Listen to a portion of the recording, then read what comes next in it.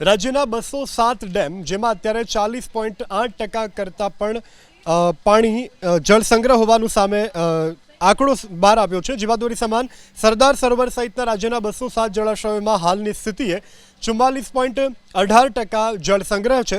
સરદાર સરોવર ડેમમાં હાલ 53.4% પાણીનો જથ્થો ઉપલબ્ધ છે, જ્યારે ગુજરાતના કુલ 17 ડેમમાં 44.8%, દક્ષિણ ગુજરાતના કુલ 13 ડેમમાં હાલ 43.25%, ઉત્તર ગુજરાતના કુલ 15 ડેમમાં હાલ 29.38%।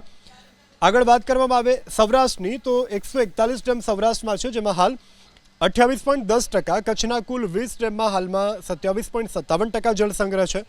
આમ રાજ્યના કુલ 207 ડેમમાં હાલમાં 40.81% જળસંગ્રહ ઉપલબ્ધ છે। આ સિવાય રાજ્યના 6 ડેમ જેમાં 70% થી 100%, 20 ડેમ 50% થી 70%, 71 ડેમ 25% થી 50% વચ્ચે ભરાયેલા છે।